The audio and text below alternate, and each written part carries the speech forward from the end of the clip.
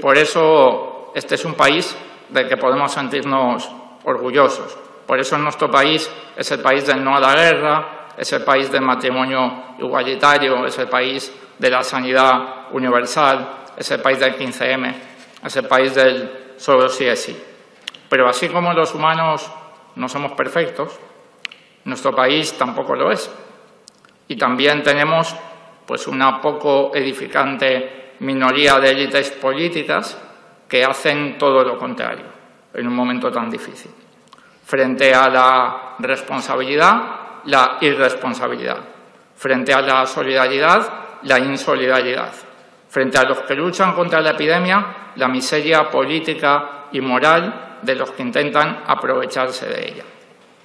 Y en primer puesto de ese ranking, lo hemos podido ver hace unos minutos, la ultraderecha, que hoy, en uno de los peores momentos para nuestra patria, presenta una resolución para tumbar al Gobierno de España.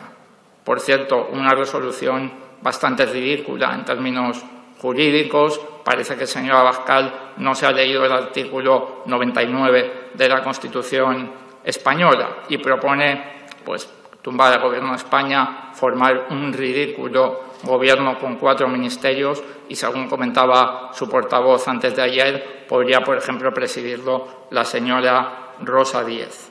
Esto es lo que propone a día de hoy el grupo parlamentario Vox. Y también hemos visto, y lo hemos vuelto a ver en la tribuna, que algo que ya saben todos los españoles, y es que Vox se ha convertido en sinónimo de bulos, que mientras millones de españoles tienen que quedarse en casa sufriendo el confinamiento, mientras cientos de miles de sanitarios se juegan la vida, en lo que se gasta el dinero y el esfuerzo la ultraderecha es en montar campañas de fake news, de mentiras en las redes sociales con cuentas falsas, con granjas de cuentas falsas, utilizando las tácticas aprendidas de Bolsonaro y de Steve Bannon para sembrar miedo, para sembrar alarma y para sembrar odio en nuestra sociedad. Utilizar la mentira y el odio mientras miles de compatriotas están muriendo y millones se están jugando la vida para protegernos no es defender ninguna posición política. Es ser sencillamente miserable. Se lo pido, por favor, señores de Vox, desde la tribuna. Esta sociedad es hermosa y es decente. Dejen de envenenarla. Hagan como millones de familias y quédense en casa. Déjennos trabajar a los que estamos trabajando para luchar contra la epidemia. Y respecto al Partido Popular, lo grave del asunto es que cuesta últimamente mucho distinguirlos de Vox, señor Pablo Casado.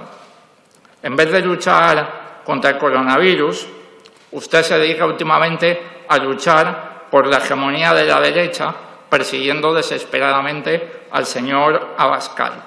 Si este lunes Vox mandaba 52 diputados de todos los territorios de nuestro país a trabajar al Congreso de los Diputados, obligando a los trabajadores de la casa a tener que venir a desinfectar y poniendo en peligro a un montón de personas, antes de ayer, en la Junta de Portavoces, el Partido Popular intentaba desesperadamente perseguir esta estrategia y luchaba brazo partido para que 45 diputados del Partido Popular pudieran estar aquí hoy.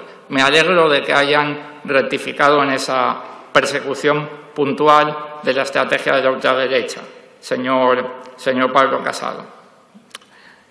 Y no lo estamos viendo solamente en ese gesto que acabo de comentar. A diferencia de lo que hacen la oposición democrática en otros países de nuestro entorno, como ha comentado el presidente del Gobierno, pues aquí vemos al señor Pablo Casado todos los días lanzar ataques al Gobierno de España muy similares a los que lanza el señor Abascal, desde ese set de prensa con un montón de pantallas que ha querido fabricar para esta crisis y que se parece demasiado al cuartel general del capitán a posteriori.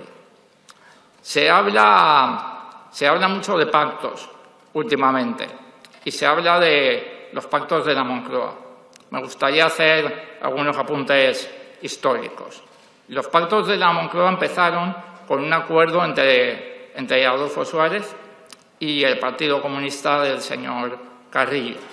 Alianza Popular, el partido fundado por 7 ministros de Franco y en que luego sería uno de los gérmenes del Partido Popular, fue de los últimos partidos en sumarse a los pactos de la Moncloa, y entre los máximos opositores a esos pactos se encontraba la Iglesia Católica por el avance de la educación pública y el entonces presidente de la COE, que decía de Suárez que era un izquierdista falangista.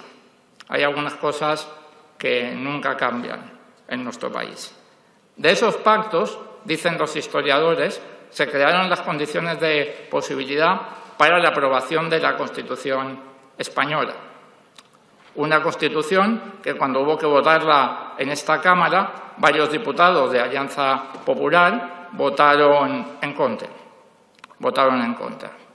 En estos días en los que la ultraderecha pone el interés particular por delante del interés general, al revés de lo que dice nuestra Constitución española, en estos días el Partido Popular está haciendo lo mismo.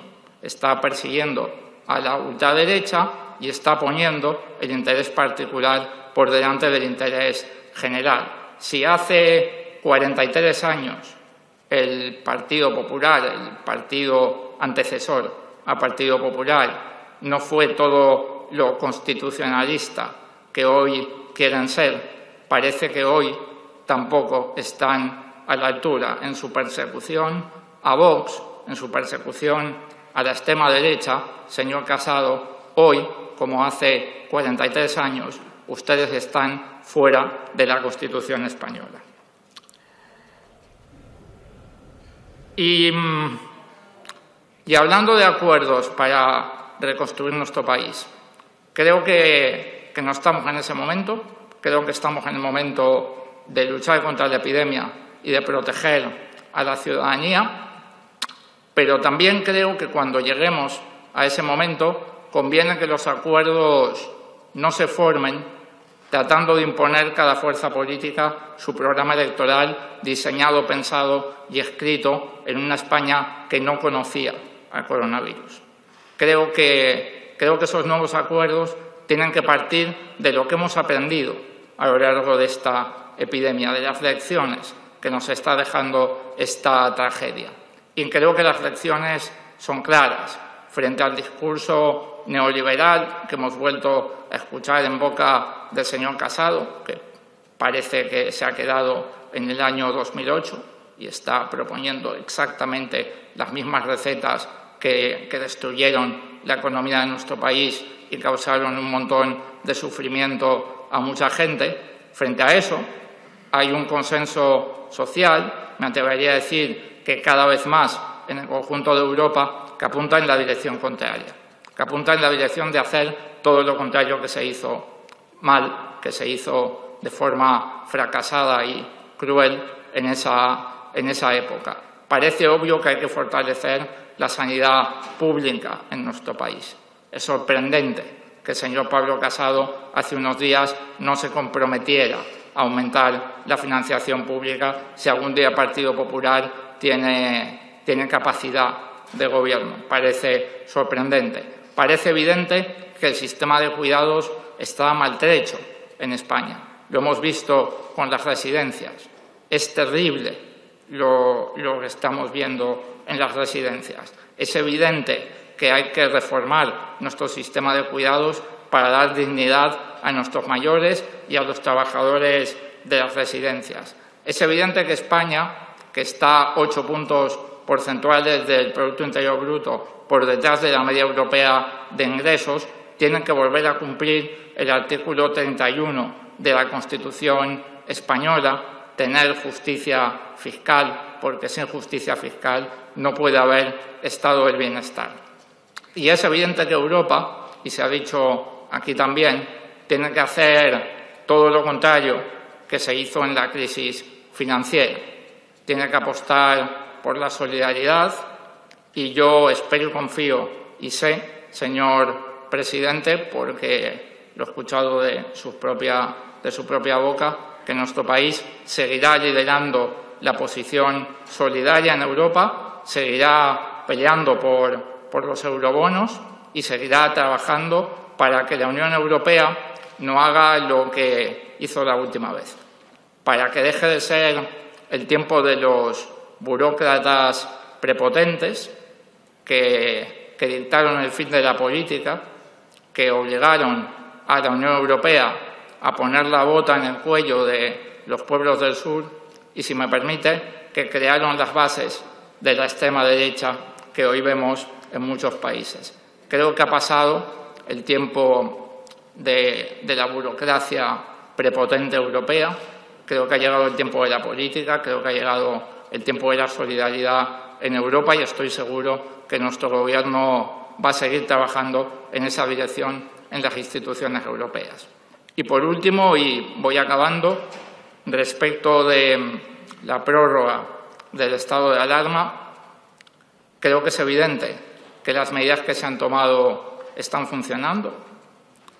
Creo que en estos últimos días hemos visto datos esperanzadores respecto de la evolución de nuevos infectados detectados y de nuevos fallecidos, y creo que hay que perseverar en las medidas de confinamiento. Por lo tanto, es evidente que nuestro grupo va a apoyar la prórroga del estado de alarma. También quiero manifestar en esta Cámara, como lo hice la última vez, que es también imperativo y que es también fundamental que el Gobierno siga atendiendo, como ha hecho desde el principio, a las recomendaciones de los expertos. Parece que el estado anterior al cierre de la actividad no esencial nos ha permitido aplanar la curva y parece que estas 2 semanas de cierre de la actividad no esencial va a permitir que la curva empiece a bajar. Creo que tenemos que estar muy atentos día a día de cómo evoluciona la curva. Creo que tenemos que estar muy atentos al consejo y a los datos y a las simulaciones de los equipos científicos, y creo que el Gobierno de España tiene que seguir actuando como ha actuado hasta ahora, demostrando flexibilidad en un escenario cambiante, y creo que tenemos que tener cuidado con lo que se ha dado en llamar el desescalamiento, para hacerlo de manera paulatina y de manera que garantice que la curva sigue bajando. Por eso, señor presidente, le traslado de nuevo el apoyo de nuestro grupo parlamentario y le pido que nuestro Gobierno siga actuando como hasta ahora. Si se puede proceder a una reanudación inmediata y absoluta de las actividades no esenciales y se consigue hacer manteniendo la bajada de la curva, eso será bueno para la economía y será bueno para nuestro país, pero si detectamos señales de que ese desescalamiento tan rápido no es del todo positivo para la evolución de la curva, estoy seguro que nuestro Gobierno va a tomar las medidas que ha tomado hasta ahora y va a saber actuar con flexibilidad. Muchísimas gracias. Gracias, señor Echenique.